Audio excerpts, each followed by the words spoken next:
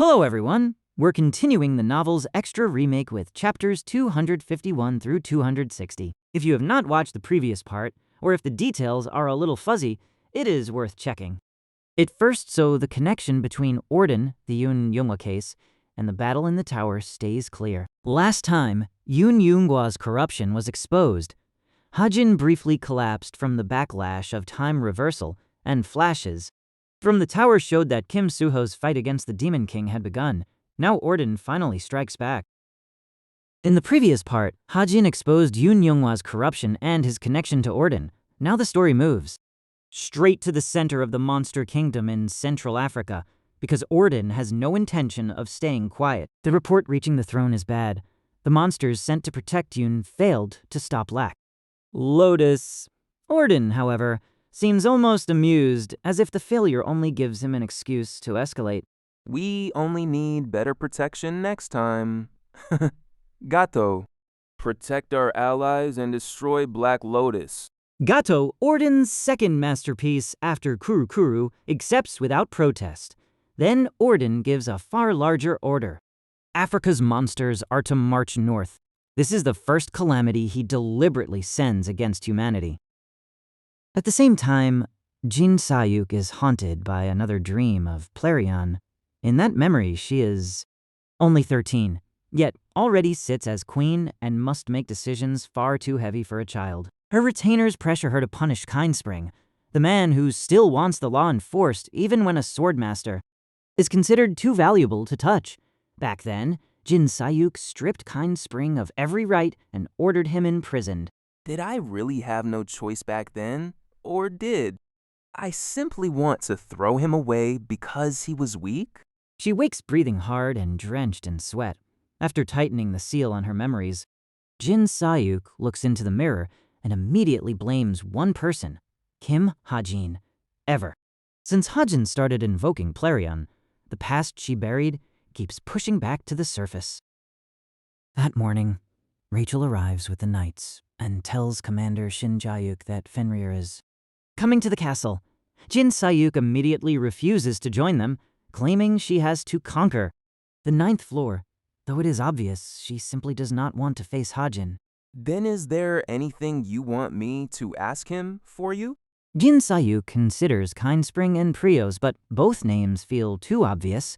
In the end, she chooses Puharin, a name she believes only someone who truly knows Plarion's old secrets should recognize. Ask him if he has ever heard the name Puharin. That's all. Tomer appears soon after, and Rachel leaves. The little test looks simple, but to Jin Sahyuk, the answer could determine whether Kim Hajin truly has a connection to her original world. Meanwhile, Hajin flies to England to see Evandel. A Buckingham guard initially stops him for lacking an invitation until Hajin produces two identities, Fenrir of Geronimo and Essential Dynamics technical advisor Hajun Kim. As soon as he enters, small footsteps come racing through the palace. Evandel runs straight to him, and Hajin immediately scoops her up. Hajin, I missed you. Ah Hee-in, Haiyang, and Yoon Sung-ah are already in the reception room. They are also waiting for news about Kim Suho, whose fight against the Demon King on the 30th floor has become a global spectacle. In the middle of that tension, Evandel's growth is welcome news. Both the number and quality of her summons have advanced enormously. Hajin, Shin Jae-yuk asked me to ask you something. Have you ever heard the name Puharin? Hajin knows the name perfectly well. Puharin was a royal imprisoned by Jin Sahyuk, and the incident became tied to Plarion's fall. But Hajin cannot admit that level of knowledge, so he deliberately gives an answer that sounds like a vague memory from a movie. I think I've heard it before. If I remember right, he was a royal who was imprisoned. Just tell Shin Jae-yuk that. The conversation then shifts to the essence barrier. Rachel admits Britain may only be fifth in line because China, the United States, Japan, and Germany are moving aggressively. Hajin reassures her because Essential Dynamics actually has enough production capacity. Before he can explain further, ministers and members of the House of Lords enter with Rachel's father. They directly ask Hajun Kim, Essential Dynamics Technical Advisor, for help. Rachel, Hi, and An Yoon. Sung Ah can only stare, realizing for the first time how significant his official position really is. 4 hours later in Seoul, Yoo Yeonha has fallen asleep and is trapped in a nightmare. She relives Chae Na-yoon breaking down after being told Hajin was dead, crying, pounding the floor, and regretting every cruel thing she had done to him. Stakin! In the real world, Hajin is already beside Yeonha. He tries to wake her, and finally sends a little stigma power into her to break the nightmare. You're finally awake. It's not like you'd be asleep in the middle of the day. Yeonha turns, sees the face of the man she believes is dead, and her mind simply stops. A few seconds later, her eyes roll back and she faints again. Hajin has no idea why her reaction is this extreme. Hajin wakes her again, and the same thing repeats roughly 5 times. Yeonha wakes, sees Hajin, and faints. Only after that can she finally remain conscious. The problem is that Yeonha still thinks this is a dream or hallucination. So she throws herself into Hajin's arms and starts confessing without restraint. Everything she hid, every regret, and all of her guilt comes spilling out at once. I'm sorry. This is all my fault. If you really only came to me in a dream, I'll remember you for the rest of my life. Hajin waits for a few minutes, then lightly smacks her cheek. The sting finally forces Yeonha to realize that something is wrong with her own theory. I don't know what you are doing, but I'm not dead. And thanks for telling me all of that. 2 hours later, they can finally talk normally. Yeonha explains that Na-yoon has returned to the Himalayas, not for ordinary training, but to hunt humanoid monsters and make her grandfather answer for the sins that were hidden. She left before I could stop her. She said she was going to take revenge herself. Yuah briefly misunderstands Hajin's concern as lingering romantic feelings for Na-yoon. Hajin denies it, and the conversation turns to the biggest secret Yeonha ever kept from him, Yoo Jin-wong's involvement in the Kwango incident. I can't say I'm not angry at all, but what your father did isn't a crime. I am not going to blame a child for a parent's sins. The answer is also influenced by Hajin's synchronization with Kim Chundong, which still reacts to something.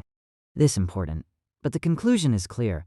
The secret does not sever Hajin and Yeonha's relationship. As Hajin is about to leave, Yeonha stops him because his tie is loose. She undoes the knot, reties it, and midway through the motion rests her forehead against his chest. Stay in touch. You're our majority shareholder. The excuse sounds like business, but her voice is nothing like a director talking. To an investor, Hajin finally says he will call when he has time. Yeonha then remembers something and warns Hajin not to read the messages she sent while she thought he was dead. Unfortunately, she never gets to explain why, because the world suddenly produces a much larger problem. At that exact moment, their smartwatches sound an alert. It is not only Hajin and Yeonha's devices. Outside, people all across the street receive the same warning. The emergency alert reports that at least 30 million African monsters are moving north, while monster attacks are also increasing across multiple continents. Hajin and Yeonha look at each other. This is not a random monster outbreak. Orden has just pulled the world into the next stage of conflict, and this time, the scale is far beyond one city or one politician. Inside the Tower of Wish, Shin Jung-hak has just spent nearly all his resources on them. 7-star card, Tremoring Echo of Light. It grants the light attribute and makes attacks resonate like echoes. Yoon Yong-kan keeps teasing him until Jin Sahyuk appears.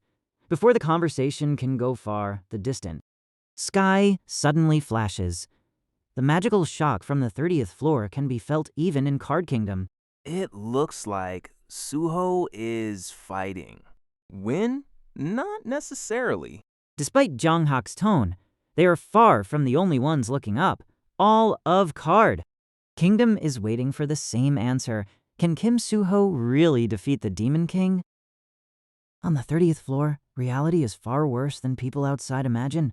Suho has just lost for the third time. The Demon King used only about half his power and still retained most of his energy. You have two choices. Give up or try again. Again. I'll try again.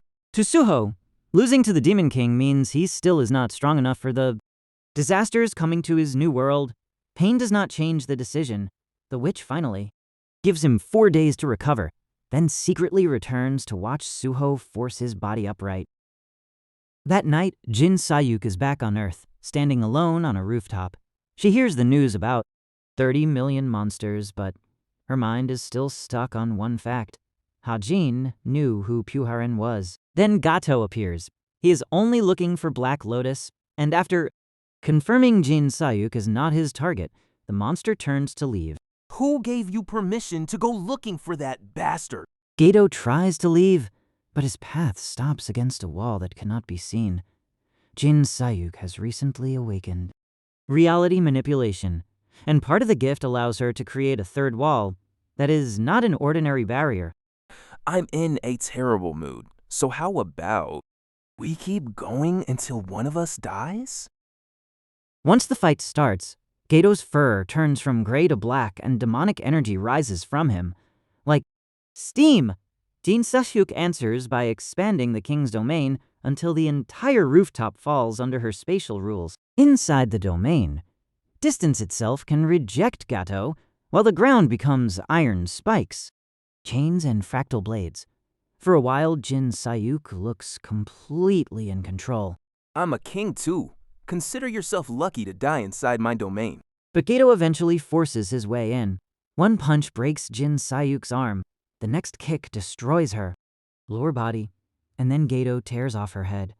By every visible sign, the fight should be over. The head Gato tore off did not belong to the real Jin Sahyuk. The real one stands above, while the false corpse in Gato's hands turns into chains that wrap around his neck. Swords, spears, arrows, and axes from the domain descend together. Each carries a different effect until Gato's body can no longer resist. I'm the one who will kill Black Lotus. Tell your king not to interfere. Her blade pierces Gato's heart and the monster dies. The instant the domain is released, Jin Sahyuk collapses from mana exhaustion. Even then, the name filling her thoughts is still Kim Hajin, along with the same question: how could he know Puharin? In the middle of the monster crisis, Hajin and Yonha descend into a secret, essential dynamics workshop near the Southern Sea. The place contains technology far beyond what the company sells publicly. Armed drones, stealth aircraft, armored vehicles, and advanced suits. Hajin focuses on the ESX-039, a drone with magically expanded storage for up to 5,000 rounds and an AI that chooses efficient firing patterns. He links 4 units to himself through Equipment Link, making the machines respond like extra limbs. Your gift evolved again? Machines listen to you now too? In return, Hajin lends Yonha the Dwarven supercar. It can fly cover Busan to Seoul in about 10 minutes, and with Hashin's magic turn transparent in darkness. For both of them, the war against Orden is no longer a distant possibility. Outside the workshop, Hajin looks over the sea and reconstructs what he remembers. In the original story, the Orden Arc should cost humanity Africa, much of the Middle East, and large parts of Europe. After that, Earth gradually begins transforming into a demon realm from both poles. Hajin once wrote that Jin Sahyuk would bargain with a devil to save Akatrina, then try to sacrifice Earth before Suho defeated her. The problem is that the world has changed too much. That old ending can no longer be treated as certain. One thing still feels clear. Jin Sahyuk holds a major key to the ending. Hajin takes a paired set of communication letters and hands one to a drone to deliver through Rachel. Take this letter to Rachel in England. At the Temple of Justice, the association's 12 core members gather. The items seized from Yoon Younghwa make his connection. To Orden, increasingly difficult to deny, Unregistered blood diamonds and an African artifact were found in his private safe. They still raise Black Lotus's bounty because vigilantism remains illegal, but the far more important agenda is forming a team to kill Orden. Is there any hero you want to recommend? If not, form the team from people in this room. Fenrir? The room falls silent. Eileen hardly claims she was joking, then starts raging because everyone keeps staring. The result remains the same. Thanks to Eileen's strong recommendation, Fenrir is placed at the very top of the recruitment list. 4 days later in Krevon, Rachel arrives with an envelope for Shin. Sahyuk. Jin Sahyuk pretends not to care until she hears who sent it. It's from Fenrir, from Kim Hajin. The page appears blank. Jin Sahyuk is confused until she realizes the paired communication letters are linked. Anything written on one appears on the other. Hajin has deliberately opened a direct channel between them. She crushes the letter, throws it in the trash, then taps the desk while constantly looking back at it. She lasts less than 10 seconds before swearing and retrieving it.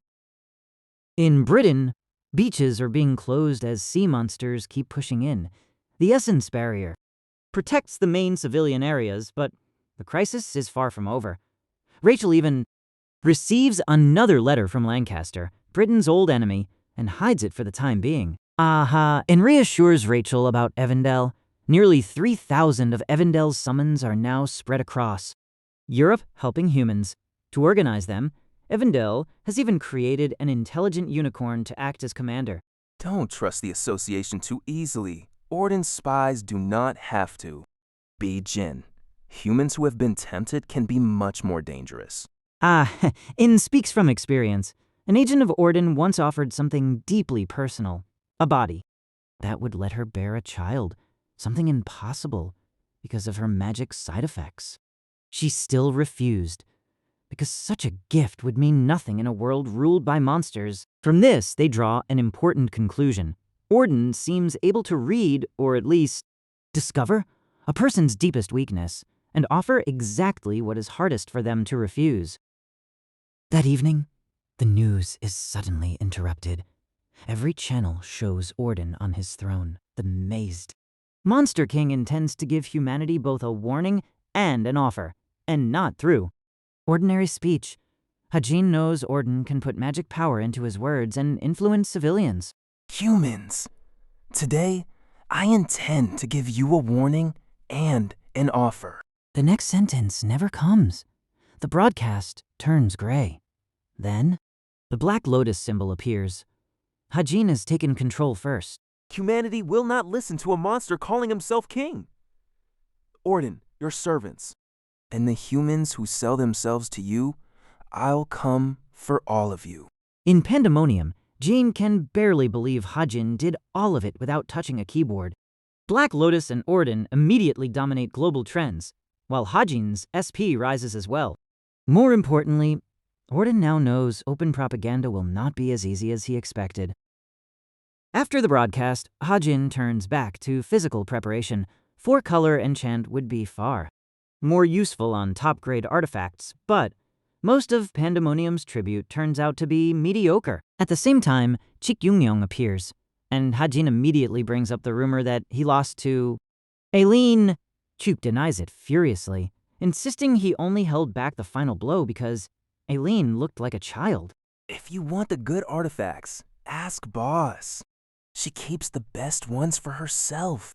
Then Jine delivers more important news. Wicked, now standing at the top of the 9 evils, wants a meeting with the Chameleon Troop. The topic is simple: kill Orden. For this mission, Hajin actually considers Din easier to trust because most are already bound to demons and are not easily bought by Orden. Elsewhere in Pandemonium, Jin Sahyuk returns to the arena waiting room and has just changed equipment when an unusual visitor arrives. A robed lich carrying a message from Orden. I already said I don't want to talk. Orden's beasts. If this isn't important, leave. Her attitude changes instantly when the lich says Orden can let her return to her original world. They offered. Item is a continental fragment, a crystal that can open the recorded past of Akatrina in continental year 555. I can go back to Akatrina? The Lich explains that the recorded past cannot change real history and can only be experienced. Jin Sahyuk claims that makes the crystal useless, yet her own hand refuses to release it. After confirming it can bring another person along, she keeps the gift and cuts the Lich into 5 pieces before the messenger gets far.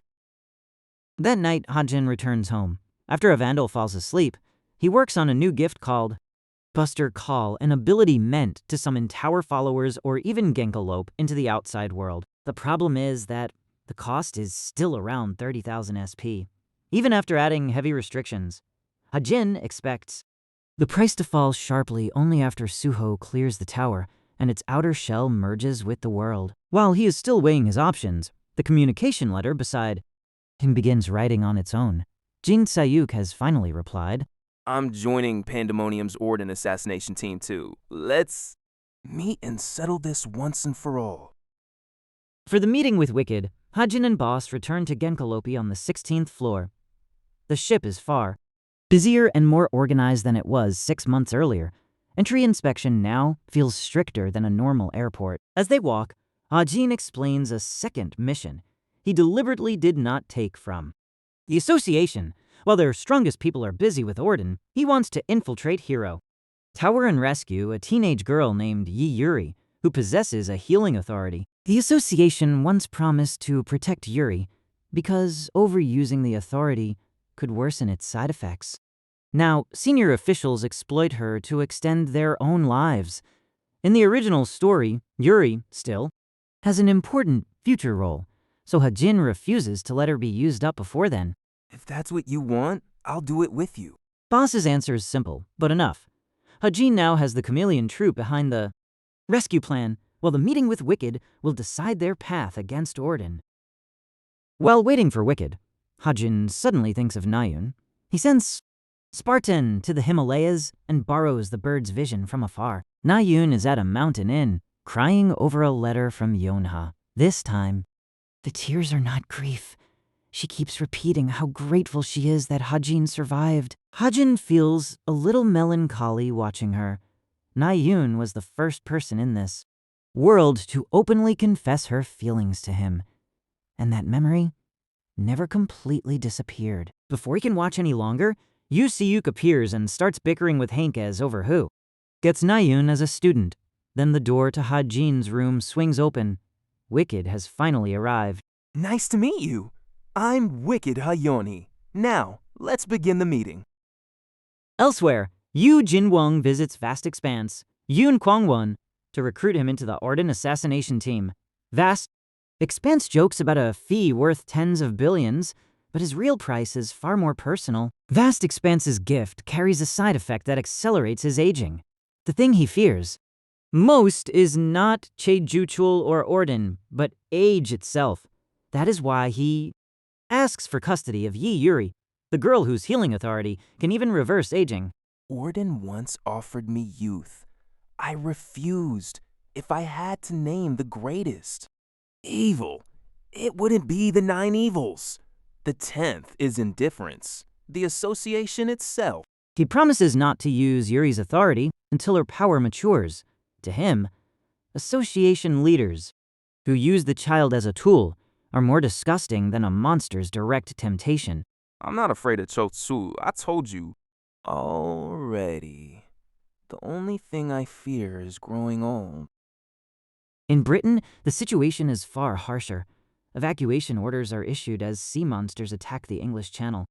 Ireland has already abandoned Dublin, while Britain holds its coast with the Royal Court and the Essence Barrier. Rachel leads from the front. She uses her elementals to break a monster-made waterspout and prepares to create artificial ground so the heroes can attack creatures hiding beneath the sea. Before her full plan is even in place, an enormous number of magical weapons rain from the sky. Swords and spears punch through the surface and kill monsters, even while they hide underwater. All forces attack now! Don't give the sea monsters time to dive back down! The source is Jin Sahyuk. Rachel has no idea why she came to England, but in a battle like this, explanations can wait. 3 hours later, The coast is finally secure enough for them to talk. After the battle, Rachel invites Jin Sahyuk into her office and thanks her. But Sahyuk really came for another reason. About the letter you gave me. Thanks. I've arranged to meet him. Probably in about a month. Rachel's shoulders tense immediately. Jin Sahyuk notices and deliberately increases the pressure by asking what kind of gift Hajin likes. Books. Hajin likes books. At Cube, he was exceptional in theory. Even a Nobel-winning, professor once said he could go that far if he focused on academics. Sahyuk is delighted that the teasing works. Rachel eventually gives a formal warning. Do not get too comfortable with Hajin simply because she introduced them, because Britain considers Fenrir a diplomatic priority. The national reason is valid, but the jealousy is also obvious. The meeting with Wicked goes smoothly enough. Wicked is convinced the association's first assassination team will fail, so the didn't plan to wait until June. If the association succeeds, the problem is solved. If not, they move afterward. Hajin knows the judgment is reasonable. In the original story, the first team really was destroyed because of a traitor among them. Unfortunately, Hajin never wrote the traitor's identity. If you join us, I'll recognize the parts of Pandemonium you currently control. I think that is a very generous offer. We'll participate, but the Chameleon Troop will not take orders from anyone. Wicked laughs with approval. To her, refusing to submit to someone weaker is exactly what the Chameleon Troop should do. The deal is completed without them surrendering control. 3 hours later, Wicked and the Chameleon Troop are gone. 6 of Wicked's executives remain behind and begin inventing their own interpretation of what their boss supposedly wants. They resent the Chameleon Troop for taking part of Pandemonium. That resentment turns into a plan to kill Hajin and boss after the Orden operation, with some even suggesting doing it beforehand. The plan becomes uglier when Yi Jung-un suggests they do not need to kill Black Lotus immediately. In his view, humiliating Hajin first would send a stronger message. The other executives still agree. The problem is that they have forgotten they are standing inside Hajin's ship. And from the command room, someone is hearing every word. Captain Horner, usually calm, immediately explodes. To him, this is not merely offensive talk. They have just planned something against Ship Commander Extra 7. Follow them.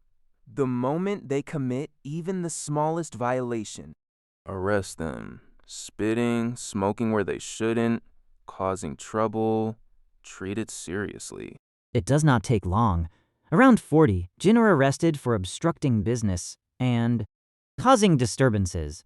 When Kricken resists, another 2 years are added to his sentence. That is how the grand plan to kill Black Lotus ends. Not on a battlefield, but inside Genkalopa's Alcatraz because they talk too loudly in a restaurant. While all of this unfolds, Suho has already lost 30 times. He has managed to force the Demon King to use full power, but in that state, Suho cannot survive even 1 minute. Too slow. If you show no further progress, I will stop accepting your challenges. For the first time, helplessness sinks all the way into his bones. Yet whenever Suho closes his eyes, he remembers the people who believe in him. As long as his conviction has not broken, neither has his sword. I can still win. The witch then brings the pouch Hajin left behind. Inside are 2-point coupons and 1 special consolidation coupon. Suho had deliberately avoided using them because he did not want to rely on help. But now the witch asks the right question. Isn't it time to accept a little assistance? A month later, the Association Assassination Team's secret departure day arrives. Public news claims the operation is still a month away, but Hajin knows that is camouflage. His plan for the day is simple. While the strongest people are gone, Jane and the others take Yuri from Hero Tower. Then the member list appears on television. Aileen, Jin Seon, Yi Youngha, Shin Jungha, and many other important heroes. Hajin suddenly remembers something he never resolved in the original novel. After the Orden arc, several of these names simply disappeared from the story because he shifted the narrative focus to Kim Suho. Hajin never wrote whether they lived or died. Now, one ugly possibility feels too plausible. Maybe they vanished because they died in the first operation. Damn it. If this feeling is right, I may be the only one who can find them before it's too late. He takes the Desert Eagle and immediately contacts Boss. The Yuri mission will continue without him. Hagin is going to Africa. Before leaving for Wicked's Orden operation, Jin Sahyuk ends up fighting with Bell. Bell says he is joining to make sure Sahyuk does not betray them after accepting Orden's crystal. Bell then deliberately projects a recording of Jin Sahyuk's nightmare. The moment she begged Hajin to stop torturing her, that destroys what little patience Sahyuk has left. Shut your mouth. Her magical spear pierces Bell. That should be impossible, because Bell can turn his body into magic power. This time a real wound remains, and the next strike cuts even deeper. Ah, I see. It looks like my death isn't very far away anymore. The Association Assassination Force finally moves. 1,000 heroes are divided into many units, and Aileen receives the position she enjoys most, captain of the 1st Special Task Force. Her members are Jin Sayan, Yi Yongha, Shin Jonghak, and Seo Youngji. They carried high-grade potions, return scrolls, tents, and supplies for a long operation. The plan is to use a military portal to Egypt, then Eileen's teleport to enter Orden's territory directly. We go in first, gather information from inside, then destroy key locations. That is why this team exists. Eileen even performs a movie-style roll call until her team can barely hold back laughter. But just before entering, she gives Colonel Kim Wang-ho one very serious order. If they send a failure signal, the portal must be shut immediately so the enemy cannot use it in reverse. Everyone ready? We're starting the mission now. Aileen's teleport reaches the assigned coordinates, but the moment they land, everyone is confused. They expected dry African land, or desert. Instead, they find asphalt roads, dead ground with no grass, and almost no sign of normal nature. A large castle shape sits on the horizon. Its distance is hard to judge, and it looks almost like a mirage, yet Eileen's device still says they are at the correct location. Why is there asphalt in Africa? With no sign that the coordinates are wrong, Eileen decides to head for the castle. The choice seems reasonable. They do not yet know the entire landscape ahead has been designed to deceive their sense of distance and time. While Eileen enters Africa, Hajin's 2nd operation is also moving. On the 33rd floor of Hero Tower, Yi Yuri still lives like an ordinary student. That day, her professor even gives her one of Kim Hajin's papers to study. Yuri has already read several of Hajin's papers and genuinely admires his thinking. That is why she suspects nothing when the professor returns and says her parents are visiting earlier than expected. Really? I can see them today? Only at the elevator does Yuri realize something is wrong. A floor that is normally crawling with guards is empty. When she tries to step back, the professor immediately grabs her wrist. Come with me if you want to stay alive. As soon as Jane brings Yuri out, Kim Junwoo appears and blocks the path. Chiuk Eung-young steps forward immediately, but the real problem arrives when an old man's voice is heard. That child is my hope. You will not simply take her away. Vast Expanse himself appears. Jane goes pale for a moment, then strangely looks relieved after confirming only 2. People came. The reason becomes clear as Chameleon Troop members emerge from the darkness one by one. Keita Yu Kyungwon, Hirano Arashi, Jin Yohan, Setrin Khalifa, and finally Boss form up. Ring around the 2 hunters. Nearly the entire Chameleon Troop has come for Hajin's request. It has been a long time since I had entertainment like this. While the Chameleon Troop faces Vast Expanse, Hajin reaches the heart of Africa with Spartan. For the 2nd time, he can barely recognize Orden's territory. In his old concept, there was only a castle in empty land. Now, the Entire territory is packed with traps and barriers around an ornate castle. Hajin finally accepts that the original story is no longer enough to serve as a map. He feeds stigma into thousand-mile eyes and checks the traps one by one. The most suspicious is the time barrier. 1 week inside equals 1 hour outside. Entry is easy, and escape is nearly impossible without grand dispel or an authority. When his sight penetrates the barrier, Hajin finally finds Eileen, Shin Jang-hak, and Jin Sahyuk. They are thin, filthy, and nearly out of strength. Hajin immediately sends Spartan home for food and water. Inside Orden's kingdom, the servants report an intruder who understands the time barrier. If left alone, that person may open a path and free every hero already trapped there. Before Orden can choose a monster to send, Jin Sahyuk steps forward. After her clash with Belle, she has temporarily joined Orden's side, not out of loyalty, but so Belle cannot interfere with her own plan. I'll handle the intruder. I'll make him disappear from your sight. The statement is technically true. Jin Sahyuk really does intend to make Hajin disappear by taking him into the recorded past of Akatrina through the continental fragment. Orden gives permission, and Sahyuk immediately opens a portal with reality manipulation. From Eileen's perspective, the ordeal is far longer. The castle ahead never seems any closer. They walk for hours, then days, until it becomes obvious something is terribly wrong. The team even splits in two. Eileen, Sion, and Jang-hak stay together while Yi, Yongka, and Seo Youngji search another route. On the 6th day, they try their return. Scrolls. Nothing happens. From then on, their only enemies are time, hunger, and thirst. Inside the time barrier, 84 days pass while only 12 hours move outside. There is no grass, animal, water, or monster to use as food. Orden defeats Eileen in the simplest way possible, by refusing to fight her at all. When the three are close to accepting death, someone appears carrying bottles of water. His armored coat catches the light so strongly that he almost looks like a savior dropped from the sky. Get up. Drink first. Hajin does not give them meat immediately.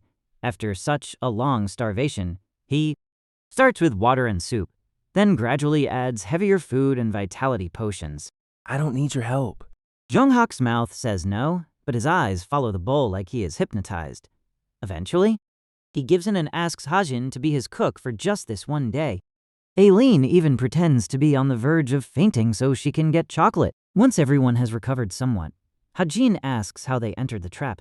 Eileen explains that the Beatus coordinates and plan came from the leadership, especially Park Han-ho, chairman of the Temple of Justice. Now I remember. Park Han-ho's daughter recently died from illness. He once begged for the healing authority to save her, but he was refused. For Hajin, that is enough to make Park Han-ho the primary suspect. Orden always looks for weakness in a person's heart, and losing a child is an obvious wound. Hajin will not call it certain until the Book of Truth confirms it. But now they have a name. Just as Hajin finishes discussing Park Han-ho, an oval portal opens in the air. Jin Sahyuk steps out carrying the two people they were searching for, Yi Yongka and Seo Youngji, both half dead.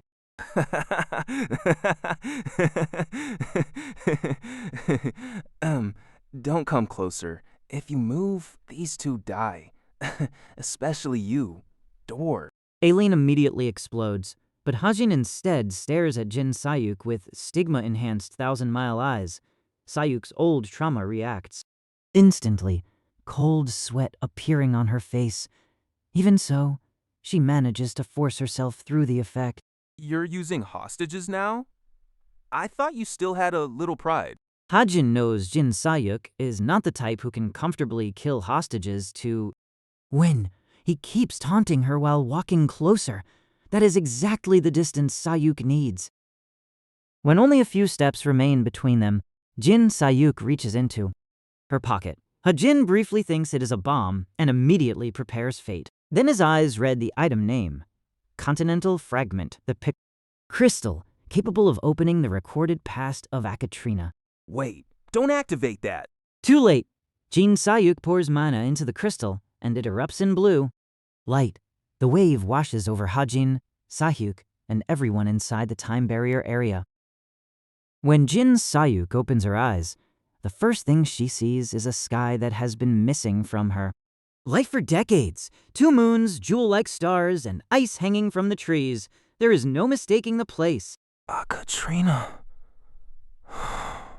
Hajin woke earlier thanks to the orb of regeneration, and has already had 3 hours to understand the situation. The continental fragment is being treated as a tower. Crystal by the Remake system. They cannot leave until this new episode is cleared. The system even explains why the episode exists. Akatrina was underdeveloped in the old story, so the Remake strengthened the fragment and added a new quest. Rewards include the mysterious magnifying glass, the almighty magic pen, the purifying crystal, and 1 hidden reward. The clearest failure condition is Jin Sahyuk's death. We have to clear this quest first. So get up and follow me. Hajin creates a map of Akatrina through the Book of Truth and starts walking.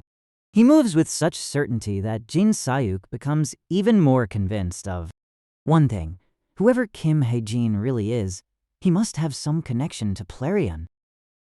The fight between Vast Expanse and the chameleon troop fully erupts. Vast Expanse barely needs to move. The earth itself becomes both weapon and shield. Kick smashes. Barriers. Boss burns the ground with shadow, and the others attack from multiple directions. Neither side gains a quick result, and time keeps passing. Boss, finally, asks for a pause before the battle escalates into something more dangerous. Why do you want that child so badly? Was it Black Lotus who asked you? We want to protect her, Hajin asked. And I owe him my life? I can grant his request because I am not Yi Yeonjun. The name Yi Yeonjun makes Boss tense, because Vast Expanse once taught the chameleon troop's former leader. Yet Boss's answer makes him smile. He tells Kim Jun-woo to lower his sword and lets the troop take Yuri, on the condition that the girl is kept safe until he comes again. Hajin and Jin Sahyuk walk for nearly half a day. The closer they get to Plarion, the farther the place feels from a beautiful fantasy world. Continental year 555 is a time when the land has already been battered by repeated wars. The capital's outer wall has already collapsed. Houses behind it are ruined. Old bloodstains. The ground and the condition of civilian and soldier corpses shows that fighting happened recently. By this year, almost the entire continent had already been ruined. Plarion and Schubert's territory were among the few places still standing, and even they were enemies. For Hajin, the sight immediately changes the meaning of the quest. Reach Plarion is not simply about arriving at a city. They are entering a kingdom already running out of food, soldiers, and time. Inside the ruins, they hear horses. Around 300 cavalry approach under the royal flag, but both the horses and soldiers look exhausted. At the center rides a small girl in oversized armor. Jin Sahyuk nearly scolds the soldiers like a king until Hajin reminds her of something simple. The current ruler of Plarion is not her adult self. The girl on the horse is the reigning queen. Who are you? Did Schubert send you? Hajin claims they came from the temple. The knights clearly do not believe him. So Hajin manifests stigma as white light and heals one of the soldiers in front of them. Then the temple hasn't been destroyed? Pree's face immediately brightens. Adult Jin Sahyuk can only stare at herself as if language has left her. For the first time, she is not remembering the past. The past is standing alive in front of her. Inside the palace, Jin Sahyuk finally explains Plarion's condition in this year. The kingdom is nearly empty.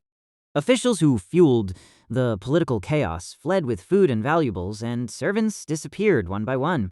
2 years from now, in 557, I die while fleeing monsters in Schubert. By then, only the knights who remained loyal are left. Hajin also realizes this episode may be far more important than it looks. One promised reward is the purifying crystal. Since Earth's demon realm transformation will soon begin and the original story never gave a clear solution, The item may be an answer the remake deliberately added. Then the second objective appears. Obtain 6 continental fragment pieces and partially restore Plarion. Hajin immediately asks about the crystal pieces from the explosion, but Jin Sahyuk has none. Seriously? You're the one who blew it up, and now? You don't have even one piece. You're really not helping. That night, Prihi prepares a feast for the 2 priests from the temple. The table holds smoked pork, soup, salad, and brown bread. To Hajin, it looks simple. To Plarion, it is extravagant enough that the knights must go hungry for their guests. Then I'll call you Priest Kim. And who is the person beside you? Oh, she's my servant. Jin Sahyuk nearly chokes, and the knights look offended that a servant is eating with a queen. Hajin quickly corrects himself and says Sahyuk is also a priest with unusual spiritual power. Through all of this, Hajin deliberately eats little because he knows the leftovers will go to the knights. Jin Sahyuk barely touches her food at all. Her eyes keep returning to Prihi, the version of herself still so young and still trying to smile in a nearly empty kingdom. The dinner ends when a scout bursts in.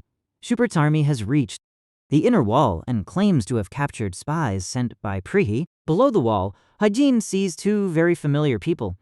Aileen and Jin Xian are locked in a wooden cage with magic suppression shackles on their hands and feet. The fragment explosion really did pull other people in as well. Little Queen, Plarion has already fallen. Accept reality. Prihi trembles with anger while Schubert's soldiers laugh at her. Then the atmosphere changes. A black-red mass moves unnaturally along the horizon. It is not a storm. It is a monster army. Schubert chooses to withdraw and leave Plarion to face the monsters alone. The knights beg Hajin to take Pri and run. But Hajin pulls Aileen and Jin Sayon up to the wall with ether and draws the Desert Eagle. No, we can stop them. If we want to survive, we fight here. Meanwhile in Seoul, Yonha has just finished working and turns on the television to rest. The normal program is immediately interrupted by breaking news. Orden claims to be holding several members of the team that entered his territory. Aileen, Yi Youngha, Park Hanho, Jin Seon, Seo Youngji, and Shin Jong-hak are named. Then one additional name appears, Fenrir. Kim Hajin too? Yongha's smartwatch immediately receives an emergency meeting notice from the government and association. She did not mishear it. From the outside world's perspective, Kim Hajin has truly disappeared with the heroes inside Orden's territory. The battle that follows ends far faster than the threat suggests. Hajin fires without pause. Jin Sahyuk drops magical weapons. From the sky, Jin Sayon rains arrows over the monsters, and Aileen uses spirit speech to strike across the field. They're backed by more than 300 surviving Plarion knights, all war veterans. The monster count is close to 10,000, but the group on the wall is unusually well suited to fighting large armies. Before long, the entire horde is gone. Hajin alone spends around 3,000 rounds, even Aileen and Jin. Sahyuk look tired, while the knights can only stare at these outsiders with a mixture of respect and disbelief. Okay, the monsters are gone. Now, can you explain where we actually are? This is obviously not Earth. After the battle, Aileen and Jin Seon finally get the short version. Think of this as another world, specifically a recorded past of Akatrina, created by a tower crystal. While Aileen is still protesting, Hajin notices a small glint in her hair. A piece of the continental fragment is stuck there. Its description immediately explains the monster mystery. The fragment emits a kind of scent that attracts them. Aileen and Seon were not spies deliberately bringing monsters. They were simply carrying a moving lure. That's one. 5 pieces left before we can finish this part. After returning to the palace, Hajin explains that they must collect all the pieces and help restore Plarion. Aileen immediately blames Jin Sahyuk for dragging everyone into this, and another argument nearly starts. So, we're trapped here because of this idiot? Hajin stops them because Plarion's condition matters more. He has one piece of tower crystal and an idea. If the crystal's power shapes this world, perhaps stigma can act as material to create something truly alive. The experiment works. Using 5 lines of stigma, he creates a pig, a hen, and a rooster. Aileen immediately wants to try, but Hajin refuses because he believes the combination works specifically because of stigma's nature. Lady Eileen, don't be sarcastic with him. He just saved our lives. Hajin is not finished. Random dice gives him fast-growing rice and wheat, tasty corn, salty potatoes, and high-performance cement. The items are simple, but to Plarion, they are more valuable than new weapons. When the pig and chickens are brought outside, the knights can barely believe it. Demon Realm? Transformation has already corrupted many plants and animals, while Schubert took much of the remaining supply. You can eat the pig today.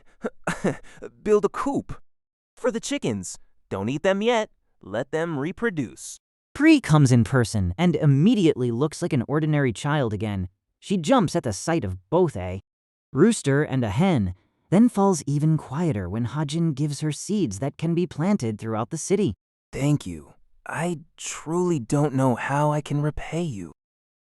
Pri runs off and returns carrying one item from her personal collection, a magical magnifying glass. Hajin immediately recognizes it as the mysterious magnifying glass, one of the rewards listed by the system. It can identify a target's weakness and read the target's feelings toward the user. If the user's mana is too low, however, the result may be inaccurate. This is one of my most precious treasures. Since you are from the temple, I'm sure you can use it better than I can. Thank you. This really will be useful to me. In Seoul, Che Nayun finally returns from the Himalayas. She looks far rougher now. Wild hair like a mane, a scar near her collarbone, and a long sword always on her back. She returned because she heard Kim Hajin had been kidnapped by Orden. I heard Kim Hajin was kidnapped. If that's... Oh, I'm going in and destroying everything. Yuan Ha says Orden is bluffing. After the trauma of believing Hajin was dead, she prepared an artifact synchronized to his smartwatch. It cannot spy on him, but it can show his vitality and physical stress level. Every indicator for Hajin is normal. Yonha also saw the hero's coordinates overlap with Hajin's briefly, so they are likely all in the same place and still alive. Nayun, when he comes back, are you ready to meet him face to face? I am. It's time. Yuanha says she is glad to hear that answer, but immediately feels pain at the thought of Nayun and Hajin becoming close again. And because Yonha analyzes everything, she knows the feeling is not merely a friend's concern. Another detail keeps bothering her. Hajin knows food preferences Yonha never tells anyone about. Ramen, hamburgers, jjigae, kebab, even which soft drinks she chooses. Yonha believes Hajin is a returner, so she begins constructing her own theory. Maybe, Yonha thinks, in the timeline before Hajin returned, they were once extremely close, perhaps even lovers. But this is purely Yonha's conclusion from the information she has, not a confirmed fact. And if her theory is right, a more uncomfortable question appears: how close was Hajin to Che Nayun in that timeline? Yonha's thoughts stop when a massive light suddenly sweeps across the sky. One flash, then a second. Third is far stronger and lasts much longer, until the world looks lit by a second sun. That's the Tower of Wish, right? Yes. It looks like the tower's conquest is getting close to its end. On Earth, the war against Orden has only begun, but inside the tower, a battle capable of changing the structure of the world is moving closer to its decisive point. The next few days are not filled with major battles. Instead, small things begin changing Plarion on the second day. Cavalry is sent out to search for Yi Yongha, Shin Yonghak, and Seo Youngji, who are still missing. By the third day, the chicken coop is complete. Prei spends a long time sitting near it, simply watching the hens lay eggs. To the young queen, a single egg can feel like proof that her kingdom is not finished yet. On the fourth day, Jin Sahyuk helps organize the planting. The crops grow so quickly that a few starving citizens secretly dig them up and eat them early. On the Fifth day, magic power and the new cement begin reinforcing damaged sections of the wall. Plarion is not restored and remains far from safe. But for the first time in this recorded past, the city is doing more than simply waiting for the next disaster. Late on the sixth night, Jin Sahyuk slips back into the palace's secret library. She has been doing this for several days without telling anyone. Her purpose is only one thing: find the record of Kind Spring. The problem is that the royal archive contains tens of thousands of pages. She works through year after year until around 4 in the morning. Then, just before a patrol reaches the library, her eyes stop on one name. Kind Spring, Winter. The record identifies Kind Spring as Prihe's first servant. Winter was not his original family. Name: Jin Sahyuk herself gave it to him because Kind Spring was an ice-attributed swordsman. Then she sees his portrait, the servant who once swore loyalty, the name buried together with her. Regret crashes back into her mind all at once, and that is exactly where chapter 260 ends. For now, the story stops as Jin Sahyuk finally finds the name Kind Spring Winter and sees the portrait of the servant buried behind her memory seal for decades. Plarion has begun to change, but the mystery connecting Hajin, Kind Spring, and Jin Sahyuk's past is only beginning to open. Thanks for watching to the end. If you're enjoying the continuation, please like and subscribe so you don't miss what comes next. See you in the next part.